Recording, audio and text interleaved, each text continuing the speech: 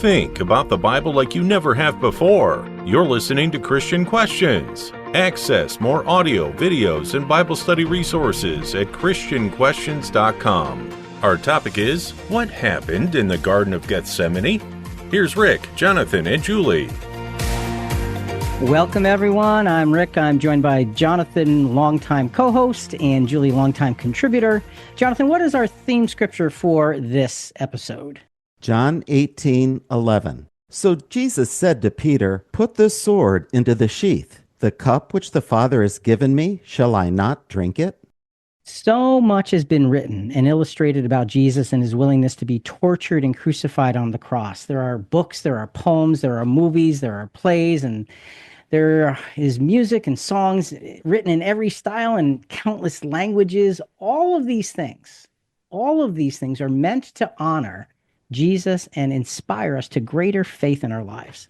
In this episode, we will simply go back to the original source of Scripture and seek to capture just one specific aspect of Jesus's powerful sacrifice. We will drop in at the Garden of Gethsemane, which was the place where Jesus's quiet time with his disciples ended abruptly. To unfold these events, we first want to briefly sum up some of the profound lessons that Jesus had taught them before walking to this garden. Now, those lessons are taught in John chapters 13 through 16, and it's a beautiful summation of lessons. We would recommend everybody take some time and read those. Here's how that series of lessons ends. Let's look at John chapter 16, verses 32 to 33. "Behold, an hour is coming, and has already come, for you to be scattered, each to his own home, and to leave me alone. And yet I am not alone, because the Father is with me. These things I have spoken to you, so that in me you may have peace. In the world you will have tribulation, but take courage. I have overcome the world." I have overcome the world. This all-powerful proclamation of victory would end this period of preparation where Jesus laid a foundation for his friends and followers to build upon. The legacy in his words and his actions that he left for us was strong and it was sure. So what we want to do is just very briefly sum up parts of those lessons in John chapters 13 through 16. To start us off, he taught us humble service by washing the disciples' feet and doing what most would consider beneath themselves. He took it upon himself to be the example. He taught us courage by looking his soon-to-be betrayer in the eye, as he gave him his own choice to make. That's an important point. He gave Judas the choice. He didn't try to talk him out of it. He gave him a choice. He taught us to lead by example, by loving us first and fully.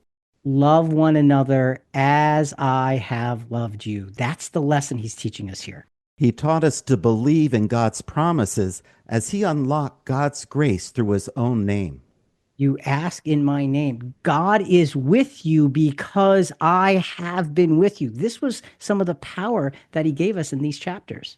He taught us to have heavenly hope beyond our imagination. Behold, I go to my Father's house and prepare a place for you. That's beyond anybody's imagination. That's the hope that he unlocked. He taught us connection because we could now be God's children through him. We became one. You are now my brethren. You are my brothers. You are my family. What a powerful elevation he gave them. Well, here's one more. He taught us the power of foresight and prophecy as he carefully prepared his disciples for what was coming by encouraging them, but he showed them the harsh realities of their future. He was both realistic and encouraging. When we look at this summation of John chapters 13 through 16, we just see there's incredible lessons. Now we move forward. He would next pray the prayer that's recorded in John chapter 17. This prayer would be focused on those he was leaving behind. It would show his love for them, his desire for their heavenly protection along their paths of life, and his absolute faith in God's providence in all things. We're just going to read a couple of verses from John 17 to just try and capture this. Let's look at verses 15 through 20. "I do not ask you to take them out of the world, but to keep them from the evil one. They are not of the world, even as I am not of the world. Sanctify them in the truth. Your word is truth. As you sent me into the world, I also have sent them into the world. For their sakes I sanctify myself, that they themselves also may be sanctified in truth. I do not ask on behalf of these alone, but for those also who believe in me through their word. He sanctifies, meaning he sets himself apart so that his followers can be separate also. He prays not for himself here, but he prays for you. He prays for me. It's a prayer for everyone who has the privilege of being his disciples now or at any time. In this prayer, Jesus, he's about to go through the greatest, most difficult experience of his life. And this ends up being his last uninterrupted, real, true, quiet time. And what does he spend it doing? Praying for us. That's the power of who he was and who he is and what we want to learn. We haven't even gotten to the Garden of Gethsemane yet. And look at what is unfolding for us here. Now it was time. The great and final period of trial and testing in Jesus' life was now upon him. Now let's go to Gethsemane. In facing extreme stress in our lives, we all have favorite places or circumstances that we seek to help us find strength and peace. Quote from the book Moments with the Savior by Ken Geyer: Gethsemane is where we go when there's no place to go but God. Now, I've been to this garden in Jerusalem on the Mount of Olives. I expected a huge orchard, but no. It's a small patch of garden with trees, some as old as 200 years, but none are the thousands of years old from the time of Jesus. It's next to a church with an extremely busy, noisy road and a coffee shop that charges you 2 shekels to use the bathroom. The trees are surrounded by an iron fence, so you're not allowed to mingle with the trees or you can't sit under them. The present-day surroundings make it difficult to contemplate the true meaning of this place. So we have to imagine, what was it like in Jesus' time? Here he would have seen ancient beauty, a rustic presence in which to deeply communicate with his heavenly Father. And we can imagine that's where we find places within our busy lives for that too. This beautiful garden that had always been a place of peace and fellowship for him would now become a place of peril and betrayal. Jesus just willingly walks into this garden. And here is where we want to slow down and absorb what happens next. How does it happen? How does Jesus respond? How do his disciples respond? What can we learn from this next short period of time? So to do this, what we want to do is go through the Gospels of John, Matthew, Mark, and Luke, and put them all together into one narrative. So we're going to, in this section, look at John chapter 18, verse 1, Matthew 26, verses 36 to 47, Mark 14, 32 and 43, and Luke 22, 39 through 42. And again, we're putting a narrative together to simply tell the story. So Jonathan, let's get started. When Jesus had spoken these words, the John 17 prayer we read about sanctifying his followers in truth, he went forth with his disciples over the ravine of the Kidron, where there was a garden called Gethsemane, in which he entered in with his disciples and said to his disciples, "Sit here while I go there and pray. Pray that you will not enter into temptation." And he took with him Peter and James and John, and began to be grieved, distressed, and troubled. And he withdrew from them about a stone's throw. So there are 3 words here that describe Jesus' emotional state. You read, Jonathan, grieved, distressed, and troubled. It gives a lot of insight into the heavy steps forward he had to take towards his crucifixion. Grieved here, from the Matthew account, means to be sad. The King James Version uses sorrowful. Distressed from the Mark account means to astonish utterly. Sore amazed is in the King James Version. Troubled, also from the Mark account, means great distress, anguish. In the King James Version, it's heavy. This is the strongest of the 3 New Testament words for depression. This is not to say Jesus was clinically depressed, but rather that he was weighed down. This was intense mental distress. You might think Christians are never supposed to be sorrowful, but we should always rejoice But that's not true because, as Jesus certainly showed, there's a wide range of feelings that we have. And sure, we're to count it all joy in the final analysis, but at the time we're going through a trial, it's difficult. And we will reference Hebrews 12:11 to take a look at, James 1:2 to take a look at. Certain circumstances can make us depressed. Even Jesus knew what this was like. I found it interesting that specifically Peter, James, and John were the ones that were allowed to witness this very private, very personal struggle. These were the same three who were previously strengthened in faith by witnessing Jesus' glory just recently in this vision of the Mount of Transfiguration. Some Bible commentaries presume it would have been too much to bear for the other apostles. With each step he took, the weight of this experience became more and more heavy.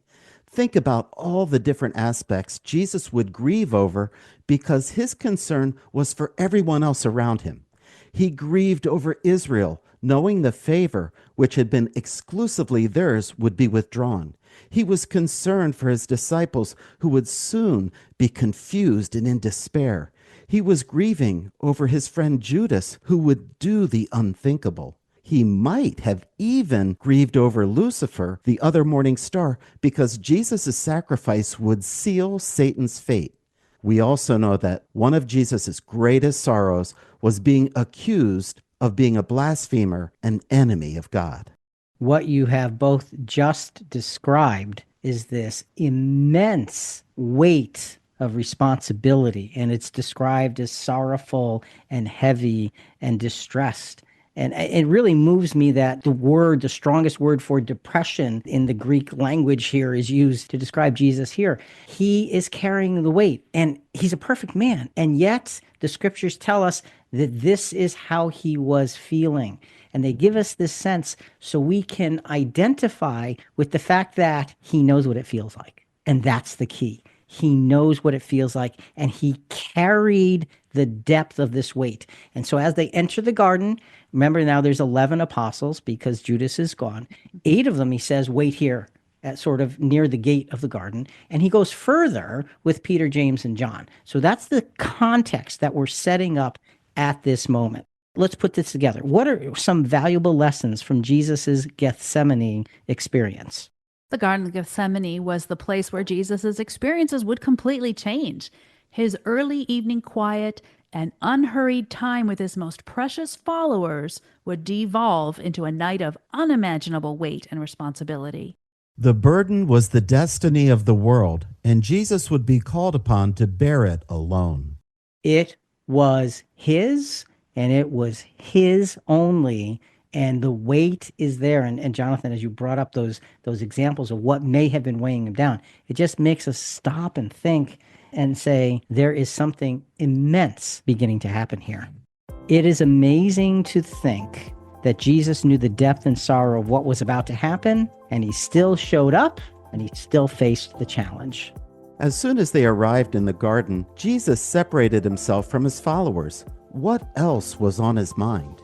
Jesus had the weight of the world on his mind, and it should come as no surprise that his most basic instinct was to seek the solitude of prayer so he could be with his Father. As we unfold this portion of his experience, we need to pay particular attention to how Jesus puts each and every detail of his challenges exactly in order. And this is where we can really begin to learn and appreciate what Jesus not only is going through, but how he handles what he's going through with godliness, with reverence, with courage, with humility, and with strength. Jonathan, we're going to continue the narrative in a moment. Let's just set the context after withdrawing about a stone's throw away with Peter, James, and John. Remember, the other apostles were left a little ways off. Continuing the narrative, what happens? Then he said to them, "My soul is deeply grieved, to the point of death. Remain here and keep watch with me." Well, before in John 17, he was praying for his disciples. Now he would need to pray for himself. My soul is deeply grieved to the point of death. Matthew Henry's Concise Bible Commentary says, these words used denote the most entire dejection, amazement, anguish, and horror of mind, the state of one surrounded with sorrows, overwhelmed with miseries and almost swallowed up with terror and dismay. Barnes' notes on the Bible say this word rendered watch. He says, watch with me. It means literally to abstain from sleep, then to be vigilant or guard against danger. Here it seems to mean sympathize with him, to unite with him in seeking divine support, to prepare themselves for approaching dangers. You've got this set up, and Jesus actually says, my soul is deeply grieved. He tells these three close friends, this is what I'm experiencing. There's a tremendous lesson in the honesty of that statement as he's going to go forward and pray. So we can see that the weight of this experience is growing, and it's growing exponentially. Separated from the main group, he further reiterated the pressure that he felt to these closest friends. He told them, this is where I am. Please watch with me. Not watch for me, but watch with me. He's asking them to enter into his experience. Watch with me in this difficult time. Jesus would pray, and this prayer would be a prayer of pleading. Let's go back to the narrative. And he went a little beyond them and fell to the ground on his face and began to pray that if it were possible, the hour might pass him by. And he said, Abba, Father, all things are possible for you. If it is possible, if you are willing, remove this cup from me. Let this cup pass from me. Yet not as I will, but as you will. So there's his prayer in a nutshell. And it says he fell to the ground on his face. And in this prayer, he talks about the possibility, the pleading to have this cup be removed from him. Well, what is this cup? He saw this cup, this experience, to be one that he believed could be avoided while still being faithfully obedient. Now, he didn't consider asking to have even one minute experience regarding the world, regarding Satan, regarding sin to be removed, because these things were all part of the price that he was to pay. The cup wasn't having to do with any of those things. There's several interpretations of the cup that many have. We're going to give you one. We're going to give you an understanding of the cup that makes sense to us. We look at this cup consisting of two things that Jesus didn't ever proclaim, didn't ever talk about in his ministry. And that's why we think these two things are the cup, because they're things that he didn't talk about to anyone else. The first thing that Jesus had never proclaimed in his ministry to be his destiny is found in Psalm chapter 22, verse 1. My God, why have you forsaken me? Far from my deliverance are the words of my groaning. And this word for forsaken means leave or loosen. In Psalm 22, and if you follow Psalm 22, it really shows the experience of the cross dramatically. Jesus never talked about God turning his face from him, God forsaking him. Perhaps this was that part of that cup saying, I don't want to be separated from you. I don't know how to do that. With that in mind, let's look at the second thing that Jesus didn't talk about during his ministry, because he did tell us many things. I'm going to be brought to Jerusalem. I'm going to be put on trial. I'm going to be crucified. And on the third day, I'm going to rise. He told them all of these things. Here's another thing he didn't talk about. It was the silence that he was required to keep while being accused of blasphemy. We can see this prophetically laid out in Isaiah 53, verse 7. He was oppressed and he was afflicted, yet he did not open his mouth. Like a lamb that is led to slaughter, and like a sheep that is silent before its shearers, so he did not open his mouth.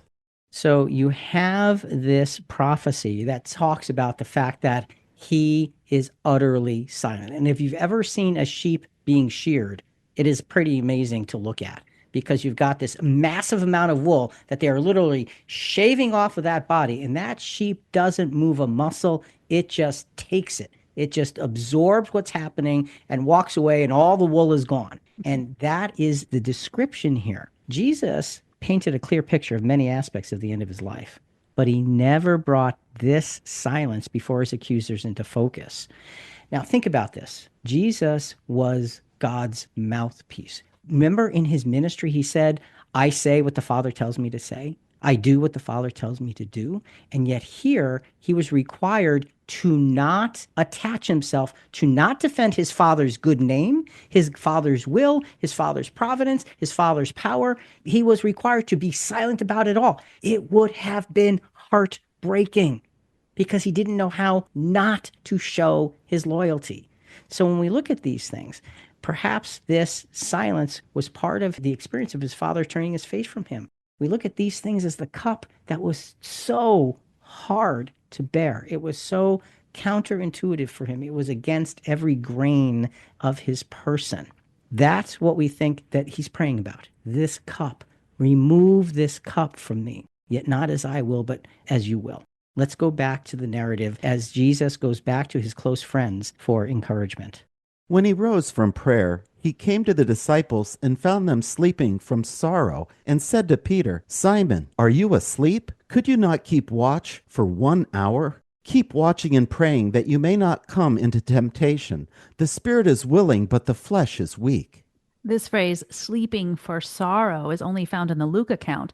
And we remember Luke was a physician by profession. This reflects the emotional state of the disciples during a very intense moment, suggesting the disciples were so overwhelmed by grief and distress that their exhaustion led them to sleep. Even when urged by Jesus to stay vigilant in prayer, their sadness drained them emotionally and physically. This is a very human response to sorrow and stress, how people sometimes cope with heavy, heavy emotions. It is. And when you look at the power of anxiety, the power of depression in people's lives, you can see that there is a solitude from it all in sleep.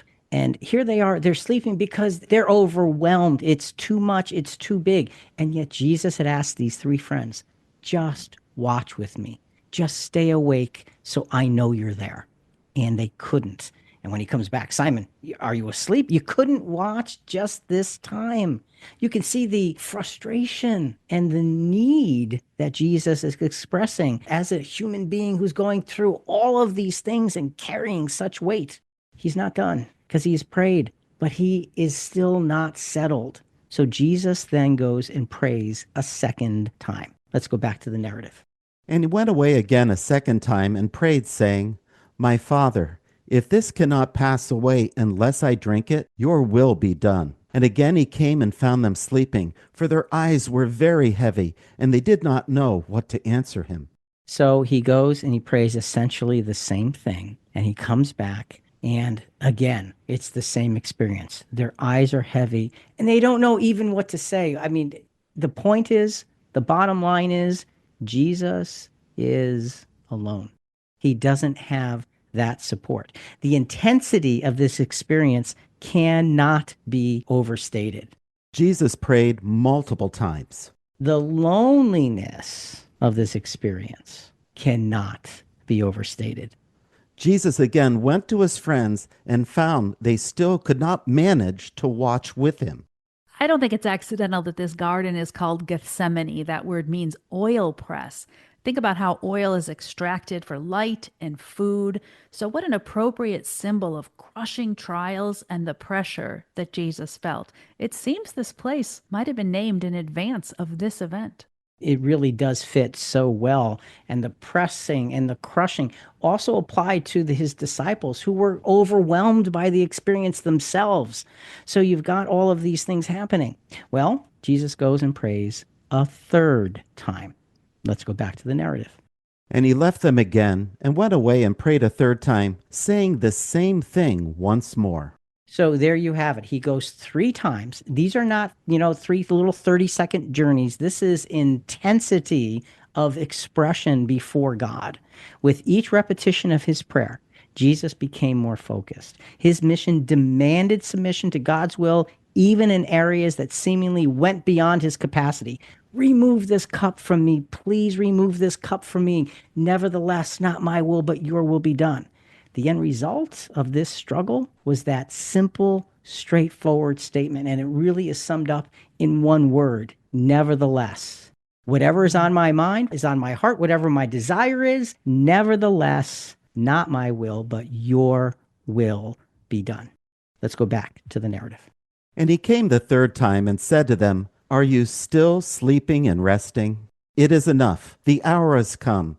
Behold, the Son of Man is being betrayed into the hands of sinners. Get up, let us be going. Behold, the one who betrays me is at hand. Get up. We're out of time. Jesus, in the middle of the weight of this upcoming crucifixion and the overwhelming burden of his mission, still had room enough in his heart to warn his followers in the garden, get up, let's be going. The one who betrays me, it's here. We're moving forward. In spite of being alone, in spite of carrying the weight without help, without encouragement, he is still moving everyone forward. And he knows, just like you said, Julie, there is no more time. Betrayal is at hand. Let's look at some more valuable lessons from Jesus's Gethsemane experience. When faced with the most dire choices of his life, Jesus laid his heart out before his Father and petitioned him mightily. In the end, he embraced his Father's will with his whole being, no matter what consequences he faced. Let us, when we face such choices, lay our heart out before God, petition mightily, and in the end, accept and embrace what God would have us to do. It just comes down to looking at Jesus, absorbing what he does and how he does it, and basically saying, I want to grow up and be like that in whatever small way I'm capable of. Observing how Jesus took on any and all responsibility before him with such grace and discipline of will, it's a lesson for the ages. Jesus' time for prayers and preparation was now over. What would he do to meet his escalating challenges head on? Well, moving forward, we see a definite change in the posture of Jesus. Remember, he was praying this pleading prayer over and over again. Up to this point, his Gethsemane experience was focused on pleading with his Father about some aspects of what was coming. Now we will see him as a man steeled against whatever adversity was to come his way. Jesus would now willingly and openly walk towards his crucifixion. I want to make that point abundantly clear. Nobody took him prisoner. He went. He offered himself. He willingly and openly walked in that direction. We're going to, again, continue with the combined Gospels, and now we're going to combine the scriptures from Matthew 26, 47 to 56, Mark 14, 43 to 52, Luke 22, 47 to 53, and John 18, 2 to 12. So there's a lot of combining here. And as we go back to the narrative, here's what we see. An armed crowd is approaching. It was led by an unarmed man, an unarmed, very familiar man. Now Judas also, who was betraying him, knew the place, for Jesus had often met there with his disciples. Judas then, having received the cohort and officers from the chief priests and the Pharisees and the scribes and the elders, came there with lanterns and torches and weapons and swords and clubs. Jesus wasn't hiding or avoiding what was going to happen. John Gill's exposition of the Bible says this: Judas was as well acquainted with the place of Christ's resort and knew the garden he frequently retired to as the rest of the disciples, to show that Christ did not go there to hide and secure himself from him, but to meet him. In his darkest hour, they came to arrest this peaceful man with swords and clubs as though he was a dangerous criminal. He knew the terrible treatment that was to come, yet we will soon see his thoughts were of the safety of his disciples. While it doesn't say, I imagine that the apostles were shocked to see Judas, to see one of their own leading this small army coming to arrest Jesus. This was the ultimate betrayal of them all. Jesus was ready for this unusual meeting at this late hour, as he had prayed his way through his preparation. Here's a question. Do I face my challenges with the same sincere and prayerful preparation? So we look at this. Think about the crowd that's coming. And the way you described it, he's this peaceful man, and this crowd is coming, and there's lanterns and torches and weapons and swords and clubs and officers and chief priests and Pharisees and all of these people coming for him. It boggles the mind to see this unfolding. Do we, like you asked, Julie, face our challenges with that same prayerful preparation? That's why Jesus prayed so strongly, to be buttressed, to be strengthened, to be able to handle this experience. Let's go back to the narrative. And the one called Judas, one of the 12, was preceding them. Now he who was betraying him had given them a signal, saying, Whomever I kiss, he is the one. Seize him and lead him away under guard. And he approached Jesus to kiss him. Judas had already negotiated for 30 pieces of silver, the price of a slave in those days, and he would earn his reward by giving an obvious sign. This reminds me of Proverbs 27:6. Faithful are the wounds of a friend, but deceitful are the kisses of an enemy. Judas is coming to turn him over to the authorities for 30 pieces of silver. Let's go back to the narrative. But Jesus said to him, Judas, are you betraying the Son of Man with a kiss? In other words, are you going to inflict such pain on the one you claim to love? It's a profound and heartbreaking moment as the kiss, typically a gesture of love or friendship, is now a signal of treachery. Continuing, immediately Judas went to Jesus and said, Hail, Rabbi, and kissed him. And Jesus said to him, Friend, do what you have come for. An important point in this is when Judas said, Hail, Rabbi, it was a happy salutation. How deceptive. And the word friend here isn't the familiar Greek word philos, meaning beloved or loving friend. The word is heter, which signifies comrade or partner. And the only other two places this word is used is to describe the murmurer in the parable of the penny and the guest without a wedding garment in the parable of the wedding garment. One other thing, notice how calm and dignified Jesus is as a result of all that prayer in Gethsemane. Yeah, he is absolutely prepared for this, and he is literally in control of the situation. Now, just regarding that reading, I just want to make one quick little point. We started by saying Jesus said to him, Judas, are you betraying the Son of Man with a kiss? When you look at the Gospels and you try to combine them, that statement perhaps could go a little bit later. For me, I think it belongs before. That's an opinion, just letting you know. But the point is, Jesus is in control. He calls out Judas. Judas makes his grand presentation, if you will, Hail, Rabbi. And Jesus basically says, all right, okay, do what you came to do. Let's go back to the narrative.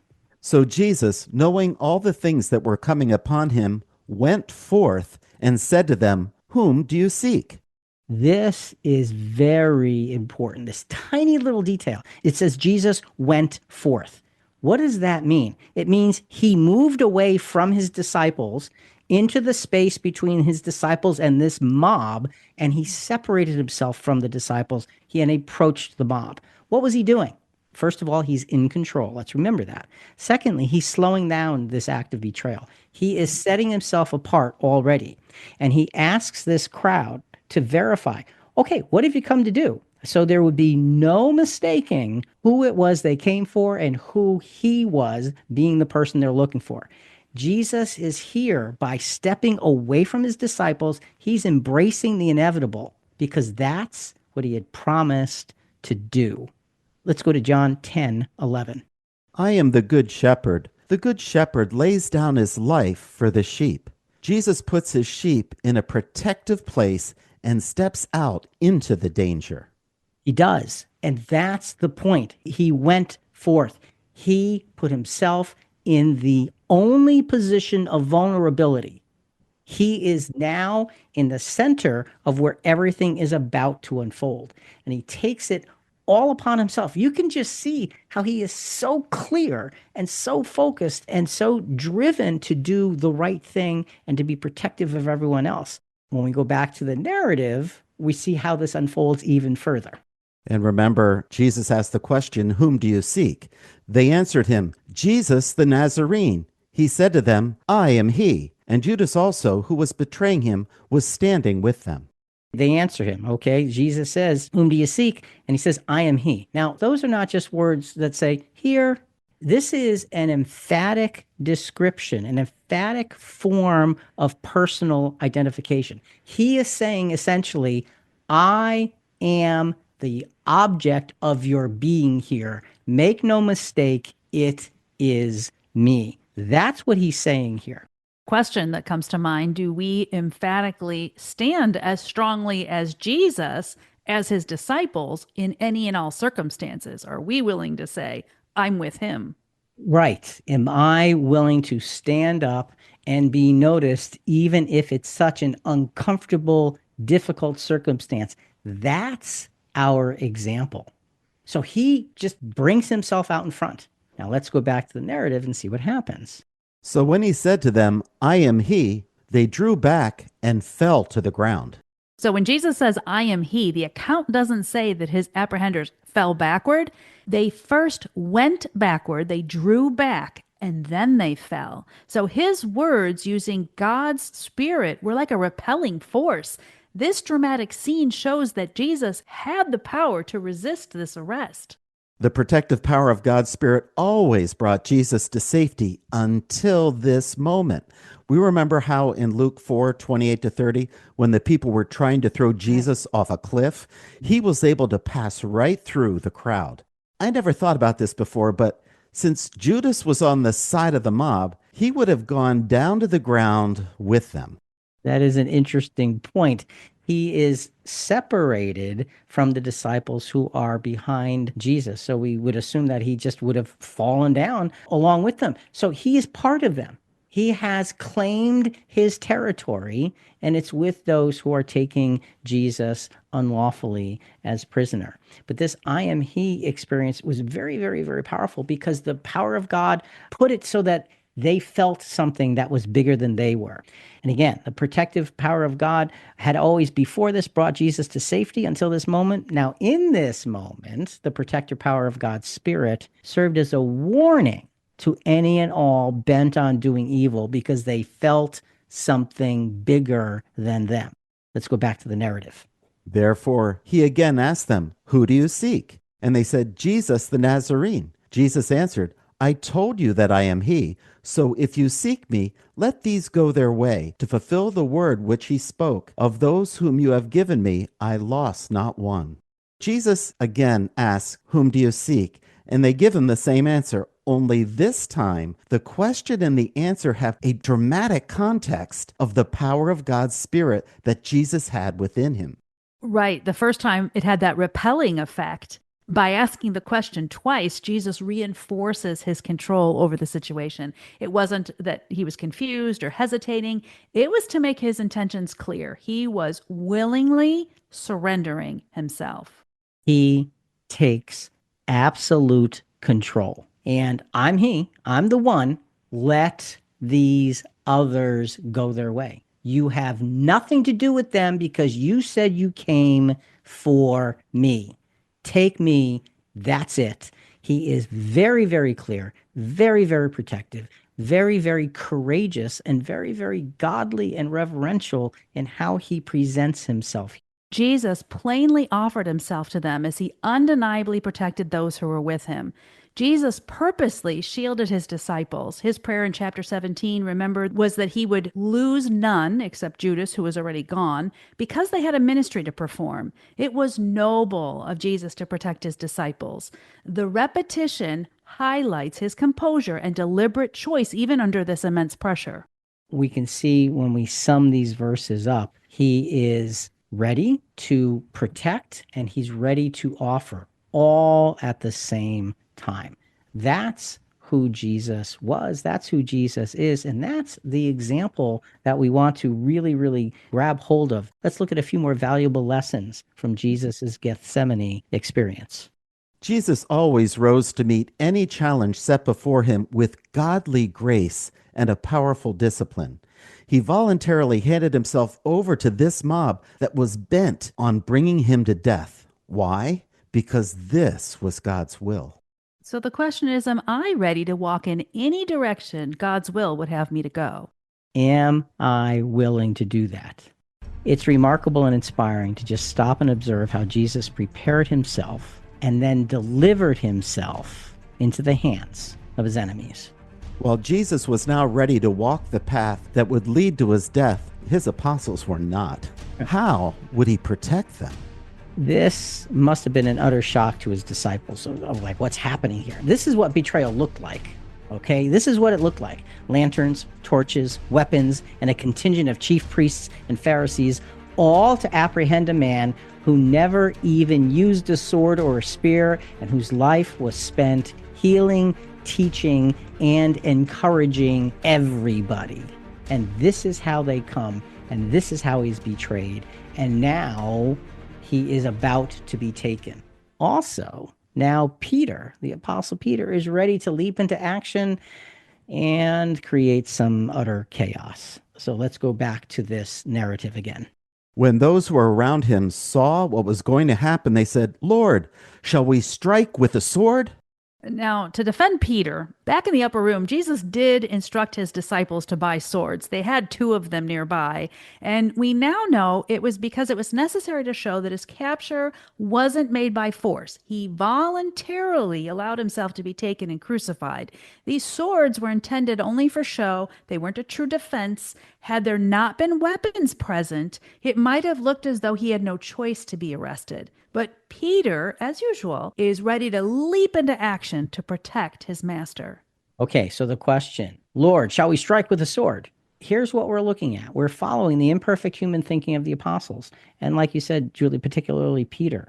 Now, just think about this. Let's put this in its context. Just a short time before this, back in the upper room, not too many hours before this, the apostle Peter had spoken these words in Matthew 26:35. Peter said to him, "Even if I have to die with you, I will not deny you." All the disciples said the same thing too. They made a commitment that they really could not keep. We'll die with you. We won't deny you. We're going to stay with you. That's the imperfect human thinking. And Jesus had already brought it to their attention. What we need to do is we need to learn to fight the right fight. And what we're going to see is they began to fight the wrong fight. Whenever we fight for our ego to be verified, I will not deny you, I will stand by you even unto death, we are inevitably fighting against God. See, our challenge is to continually reduce our ego and fill its space with the instruction of God's word. So the question is, are we fighting our battles our way or God's battles his way? That's the choice. Now, the ego part comes where you say, well, I mean, weren't they sincere? Yeah. They were sincere. But they asked the question, Lord, shall we strike with a sword? When you ask the question, should you wait for the answer? Oh, they didn't wait for the answer. They didn't wait for the answer. Uh-oh. And we're going to see what happens in a little bit. Let's just go back to the narrative here. Then they came and laid hands on Jesus and seized him. So now the mob is in action. Now they did what they had come to do. The power of Jesus had just been displayed, and the question his disciples, likely Peter, asked, should we strike with a sword? All of this was a recipe for disaster. All of these pieces, the mob is coming, should we strike with a sword? You've got all of this happening, and now you've got the chaos beginning. What's unfolding here was an example of human minds on both sides of this issue, all blind to anything but their own agendas. See, Jesus knew the will of God. Jesus knew what he had come to do. He was turning himself over. It could have been incredibly peaceful because he went forth. He went out in front of his disciples and offered himself. But now we've got the interaction, and it gets a little bit dicey here. Let's go back to the narrative. Simon Peter then, having a sword, drew it and struck the high priest's slave and cut off his right ear. And the slave's name was Malchus. And Malchus was the servant of Caiaphas, the high priest. Okay, so we've got this servant of the high priest named Malchus. His ear gets cut off in this attack by Simon Peter. He leaps into action. Now remember, we were talking about the imperfect human thinking of the apostles. Lord, should we strike with a sword? Well, now we're looking at the imperfect human actions of the apostles, particularly Peter, as they contribute to the chaos and the harm of this betrayal. Jesus never did answer the apostles' question about using a sword. Unfortunately, circumstances were enough of an answer for Peter. You know, it never struck me before you just said this. This could have been a bloodbath. Yes. Because he strikes the ear, the other guy hits them, and he hits them, and then they kill Jesus, and the whole cross experience is gone. So the question is, do we react to our circumstances, or are we willing to wait for godly direction first? If you ask the question, you should wait for the answer. Okay, it's humanity. Now, look, their intentions were good. Peter's intentions were wonderful. I'm going to protect my Lord. If you asked, you should have waited for Jesus to answer. You struck, and then Jesus answers. He could have ruined everything. Yes, but who's in control? Oh, Jesus is in control. He has got this at every single stage. Let's go back to the narrative. So Jesus said to Peter, "Stop, no more of this. Put the sword into the sheath, for all those who take up the sword shall perish by the sword." That kind-hearted Jesus, he reprimands Peter for this action. He heals the wound that Peter caused because, as we know, Jesus never supported violence. Instead, he was this perfect example to us of peace and love. So stop, no more of this. And not only no more of this, he's specific. Put the sword away. Put it away where it is not in a position of use. His immediate intervention is heeded by all. Everybody listens to what Jesus says. Everybody does. There's no further action on the part of the mob or on the part of the apostles. Maybe they're falling back after they withdrew and they're falling back. Maybe that had them thinking, we should probably listen to what this person is saying, because there's power here that they could not understand. It was beyond them. But Jesus cut the violence out immediately, clearly, unequivocally. So now he just said, for all of those who take up the sword shall perish by the sword. We sort of interrupted Jesus in the middle of a sentence. Let's go back to that sentence in the narrative. Or do you think that I cannot appeal to my Father, and he will at once put at my disposal more than 12 legions of angels? This is one of my favorite scriptures because this is powerful, and we've called this the prayer that never was. It shows Jesus' great restraint, his ability to control his emotions for the greater cause. And this is something that I need to think about when I'm angry and we want to lash out, when we're cheated on or lied to or disrespected. We want what? We want vengeance. Yeah. Jesus had such superior intellect, knowledge, and power at his disposal, but he was never vindictive. He always showed restraint. This prayer, God, give me 12 legions of angels, is the prayer that he could have prayed and those people would have all been wiped out, but he didn't. Sometimes we may have the opportunity for deliverance that isn't God's will. Perhaps the Lord wants us to walk through a trial for our greater good. And notice, even Jesus could not command the angels directly. He would have to ask God to do it. This is something to think about when we hear people who pray to angels or want to have them do things on their behalf. This is a little detail about the spiritual realm we would not have known. He let his followers know there are great powers we cannot see, ready to fight if God requires it. You have this context, and Jesus essentially informs everyone, I'm doing this on my own. I am voluntarily giving up. There is no need for a fight because I am here. Let's continue the narrative. How then will the scriptures be fulfilled which say that it must happen this way? The cup which the Father has given me, shall I not drink it? And there you have his circling back to the prayers at the beginning of Gethsemane. The scriptures must be fulfilled.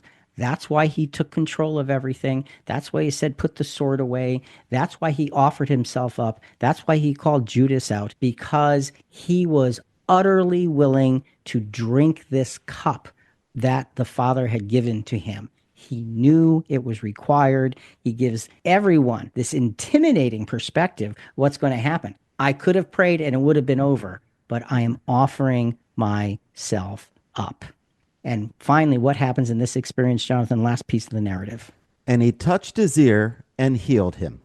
See, there you have it. Not only does Jesus stop the altercation, not only does Jesus stand in the way of the further shedding of blood, not only does he put everybody at ease by being in control and calming everybody down, but then he takes that moment and he heals his enemy. He heals Malchus. He touches his ear. He didn't have to do that. We can look at it and say, why would he do that? And the answer is because he's Jesus Christ. He is the Messiah. He is the Son of God, and that's what he does. The healing of an enemy was simply Jesus living up to all that he taught. Right. We remember how he instructed us to love our enemies and pray for those who persecute us back in Matthew 5:43-45. So here's the question. Do I stand with the same meekness and trust when faced with such contrary life challenges? Am I going to stand in such a way? This is the example. And when we said at the beginning of this episode, we just wanted to drop in on one small piece of this whole crucifixion experience.